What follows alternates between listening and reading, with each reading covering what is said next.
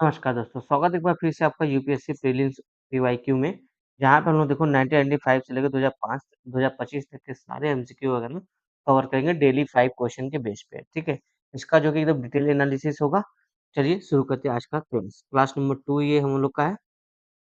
पहला जो क्वेश्चन हमारा निकल कर वो हिस्ट्री का निकल कर है। यहाँ पे देखो 2018 का पीवाईक्यू है जो कि संथाल रिवोल्ट से संबंधित है। ये करीब 1857 की टाइमलाइन है, 1855 के आसपास जो ये रिवोल्ट हुई थी, ठीक है? तो यहाँ बोला जाएगा after the Santhal uprising subsided what was were the major taken by the colonial government, यानी कॉलोनियल गवर्नमेंट जब ये संथाल अपराइजिंग जो कि शांत हुआ खत्म हुआ, तो उसके बाद जो कॉलोनियल गवर्नमेंट थे उन्होंने क्या क्या स्टेप लिए ताकि इस तरह के अपराइजिंग दोबारा ना हो सके, विद्रोह दोबारा ना हो सके, ठीक है?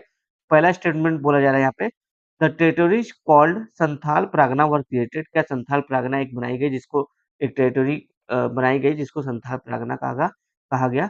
सेकंड बोला है कि it became illegal for a Santhal to transfer land to non Santhal, यानी कि अपनी जो उनकी जो लैंड है उसको किसी नॉन संथाल को बेचना या फिर ट्रांसफर करना किसी भी तरीके से जो कि इलीगल घोषित किया गया। ये दो स्टेटमेंट है। आपसे ऑप्शन आपका है only one only two. C वाला ऑप्शन बोला कि बोथ वन एंड टू और डी वाला neither one and not two. इसमें बताना कौन सा सही है, कमेंट करो फटाफट से। तो देखो, ये जो पहला स्टेटमेंट है ये बिल्कुल सही है कि एक प्रगना बनाई गई थी संथाल प्रगना करके, जो कि संथालों के लिए जो कि एक टेरिटोरी बनाई गई थी 5 या 500 स्क्वायर मील का, ठीक है। सेकंड भी बोला जा रहा है कि ये भी बिल्कुल सही है कि उस टाइम ये भी बोला गया जो संथालों की लैंड है वो नॉन संथाल को जो कि ट्रांसफर नहीं की जाएगी ताकि ये इस तरह की रिवोल्ट वगैरह दोबारा से ना हो, ठीक है। तो यहाँ पे इसका सी वाला ऑप्शन सही हो जाएगा, बोथ 1 एंड 2। चलो देख लेते हैं इसका एक्सप्लेनेशन वाला पेज। देखो वही बात की जा रही है कि एक संथाल परगना को क्रिएट किया गया था ताकि संथाल जो रिवोल्ट वगैरह 1855 से हुआ था उसको रोका जा सके। यहाँ पे 5 या 500 स्क्वायर माइल का जो कि भागलपुर और बीरभूम डिस्ट्रिक्ट में जो कि इस तरह के जो कि संथाल परगना क्रिएट की गई थी। अब मुझे जरा बताइए जो संथाल रिवोल्ट है ये किस स्टेट से संबंधित है, किस स्टेट में ये जो कि हुआ था अभी प्रेजेंट टाइम में जो स्टेट है वो कौन सा स्टेट है वो कमेंट करके बताना, ठीक है।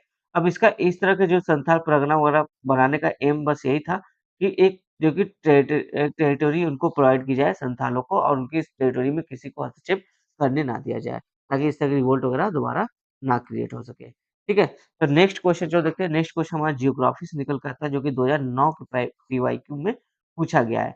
बहुत सिंपल क्वेश्चन है, which one of the following river does not originate in India? इसमें से कौन से जो आपकी रिवर है ब्यास, चेनाब, रावी, सतलज, ये चारों जो कि आपके हिमालयन रिवर है, ठीक है? ये यहाँ पे मैप में देख सकते हो हिमालयन रिवर है। पूछा जाए कि इसमें से कौन से ऐसे रिवर जिसका ओरिजिन जो कि इंडिया में नहीं होता है, इंडिया के बाहर किसी अन्य देश में होता है।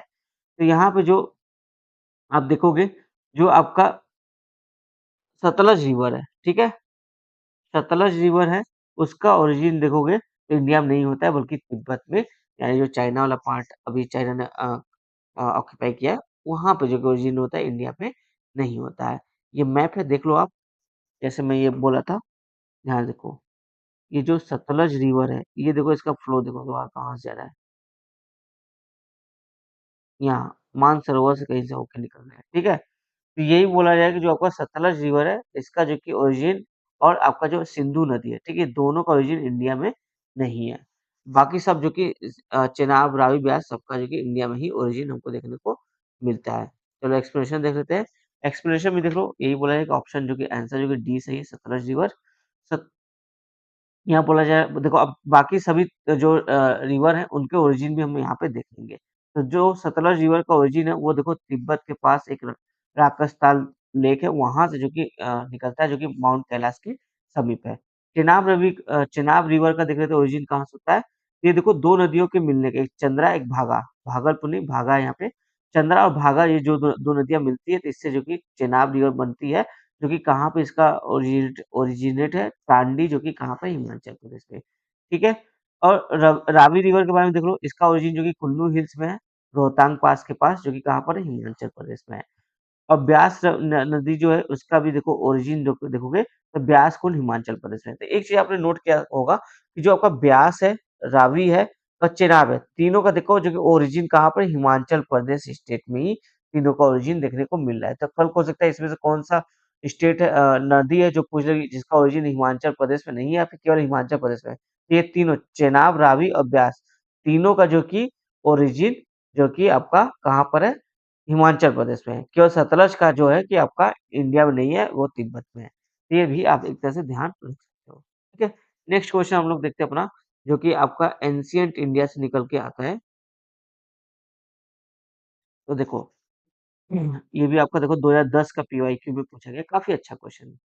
पूछ रहा है यहाँ पे, with reference to history of India rock cut architecture consider the following statement, यानी जो हमारा रॉक कट आर्किटेक्चर है, रॉक कट आर्किटेक्चर करने मतलब जो ये पूरी की पूरी पहाड़ होती है ना, इसको कट करके केव्स वगैरह बना के इसमें जो कि पेंटिंग डिजाइनिंग आर्किटेक्चर वाला डिजाइनिंग वगैरह हमको देखने को मिलता है, नक्काशी वगैरह देखने को मिलती है। ठीक है, तो इसी के बारे में जो कि पूछ रहे हैं हमसे।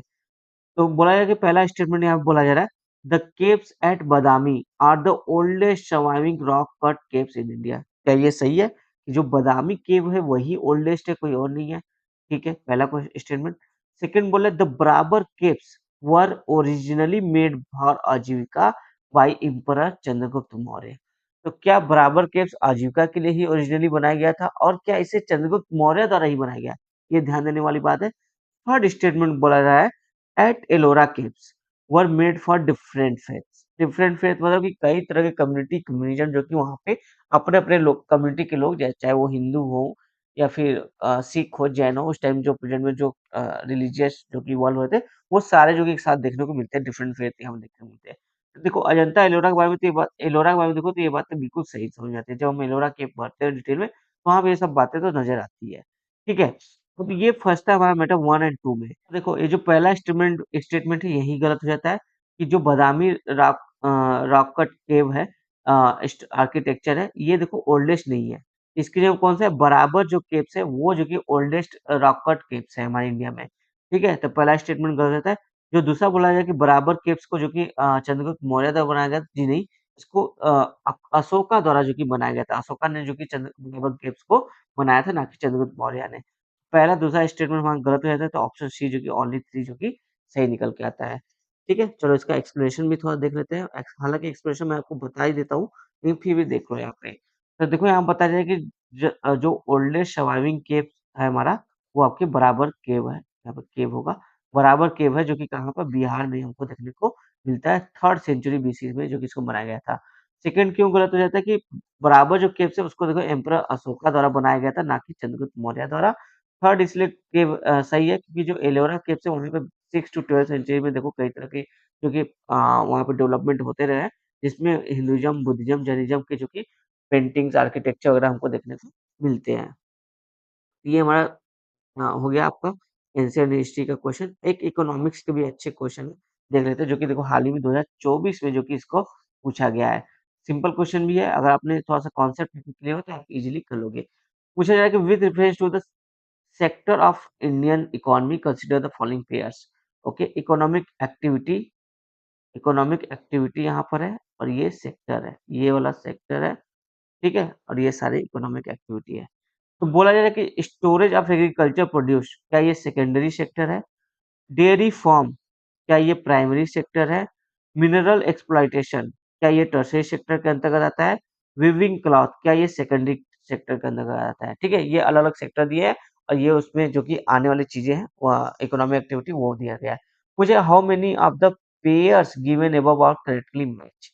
तो अगर आपको प्राइमरी सेक्टर क्या होता है, सेकेंडरी क्या होता है, टर्शियरी क्या होता है, ये कॉन्सेप्ट क्लियर तो आप इज़िली कर लोगे। जैसे मैं आपको बताता हूँ, प्राइमरी सेक्टर देखो वो सेक्टर होते हैं जहाँ पे आप नेचर से जो चीज़ें प्राप्त करते हो उसको एज़ इट यूज़ करते हो।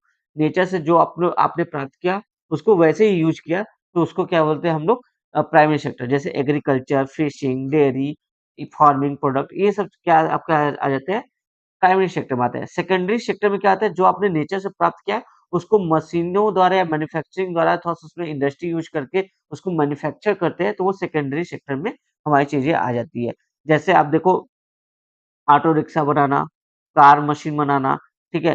क्लॉथ वगैरह बनाना। प्राइमरी सेक्टर क्या है? आपका ऊन है, ऊन से आप लेके उसको मैन्युफैक्चर कर उसका क्लॉथ बना रहे हो, ये सेकेंडरी सेक्टर में आ गया, ठीक है? यानी कि जो आपका नेचुरल रिसोर्स है, उसमें कुछ मशीनी चीज़ें को यूज़ करके हमको कुछ नया प्रोडक्ट बनाने सेकेंडरी सेक्टर के अंतर्गत आते हैं।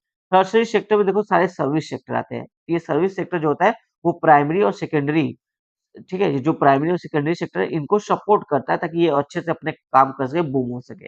जैसे इसमें देखो ट्रांसपोर्टेशन आ जाता है, ठीक है? बैंकिंग सिस्टम आ जाता है। ये क्या है? टर्शियरी सेक्टर में आता है। अब उम्मीद है आपको ये क्वेश्चन सॉल्व करने में आसानी होगी। देखो स्टोरेज ऑफ एग्रीकल्चर प्रोड्यूस ये सेकेंडरी नहीं होगा क्योंकि इसमें मशीनरी का प्रयोग नहीं हो रहा है। ठीक है? ये प्राइमरी सेक्टर के अंतर्गत आता है। तो स्टेटमेंट 1 हमारा गलत हो जाता है। डेयरी फार्म प्राइमरी है। जी हाँ, बिल्कुल सही है। डेयरी फार्म जो कि क्योंकि देखो नेचर से प्राप्त हो रहा है, हम उसको एज़ इट यूज़ कर रहे हैं मिल्क वगैरह को। ठीक है? तो प्राइमरी सेक्टर में आ गया। ये सेकंड सही है, फर्स्ट और गलत था। मिनरल एक्सप्लॉइटेशन देखो देखने में लग रहा है ये टर्शियरी सेक्टर या सेकेंडरी सेक्टर होगा, नहीं ये प्राइमरी सेक्टर क्योंकि देखो नेचर से हमको मिनरल मिल रहा है उसको हम एक्सप्लॉइट कर रहे हैं उसको निकाल रहे हैं बस इतनी बात ऐसा नहीं बोला कि उस मिनरल से कुछ आप बना रहे हो कुछ चीजें यूज करें नहीं बस एक्सप्लॉइटेशन करती है प्राइमरी सेक्टर के अंतर्गत आएगा क्योंकि हमने कहा था अभी कि जो चीज नेचर से डायरेक्ट हमको प्राप्त हो रही है इसको कुछ मशीनी वर्क नहीं करे वो प्राइमरी सेक्टर के अंतर्गत आता है तो सेकेंड जो आपका ये सेकेंड सही है और ये मिनरल एक्सप्लॉइटेशन जो कि टर्शियरी सेक्टर बता रही है ये गलत हो जाएगा। ठीक है, सही नहीं ये गलत हो जाएगा क्योंकि टर्शियरी सेक्टर नहीं ये प्राइमरी सेक्टर के अंतर्गत आता है मिनरल एक्सप्लॉइटेशन।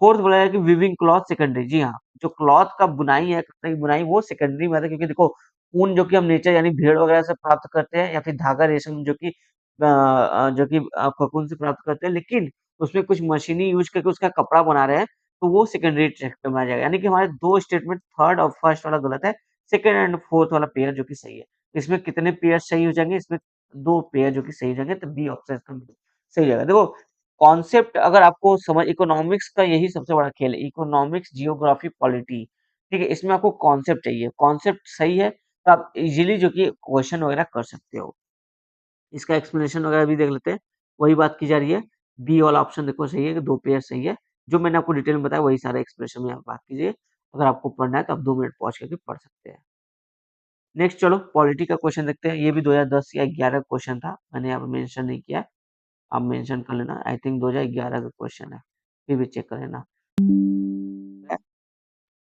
बैटरी लो देख लेते हैं फटाफट से एक लास्ट क्वेश्चन हमारा ये consider the following organisation are body in India ठीक है national national commission for backward classes national human rights commission national law commission national consumer dispute radiation commission ठीक है तो ये चार कमीशन की बात कर रही है या फिर बॉडी की बात कर रही है ऑर्गेनाइजेशन की बात कर रही है इसमें पूछा जाएगा how many of the above constitutional body यानी इन चार में से कितने ऐसी बॉडी जो कि कॉन्स्टिट्यूशन है कॉन्स्टिट्यूशन यानी कॉन्स्टिट्यूशन में उसका जिक्र है उल्लेख है कॉन्स्टिट्यूशन जब निर्माण किया जाता है उस समय उसकी बात की गई थी। यानी कि एक्ट बाद में लॉ पास करके उसको नहीं बनाया गया है, ठीक है? ध्यान रखना। तो ऑप्शन ए है ओनली 1, बी है ओनली 2, सी है ओनली 3, डी है ऑल ऑफ अबव। यानी इसका मतलब एक तो सही है कंफर्म, चारों गलत नहीं है। इसमें देखो जो आपका national commission for backward classes ये आपका कॉन्स्टिट्यूशन बॉडी है। बाकी सारे जो कि आपका नॉन कॉन्स्टिट्यूशनल बॉडी है यानी कि किसी न किसी एक्ट के ज़रिए बनाया गया जैसे आपका ह्यूमन राइट कमीशन 1991 का जो एक्ट था उसके तहत बनाया गया है नेशनल लॉ कमीशन और national dispute consumer dispute resolution commission भी जो कि आपका नॉन कॉन्स्टिट्यूशनल बॉडी है। ये मैंने कुछ आपको स्लाइड लगा दिए हैं जिससे आप इज़िली देख सकोगे कि कॉन्स्टिट्यूशनल बॉडी में कौन-कौन से आते हैं हमारे इलेक्शन कमीशन होते हैं। यूपीएससी, एसपीएससी आती है, फाइनेंस कमीशन आता है, national commission for SC, national commission for ST, special officer for linguistic minority ये भी आते हैं, कॉन्स्टिट्यूशनल बॉडी है। कैग जो कि आपका controller and auditor general of India ये भी आता है, अटॉर्नी जनरल ऑफ इंडिया और एडवोकेट जनरल ऑफ स्टेट ये सभी जो कि आपके कॉन्स्टिट्यूशनल बॉडी है, थोड़ा सा इसको याद रखना।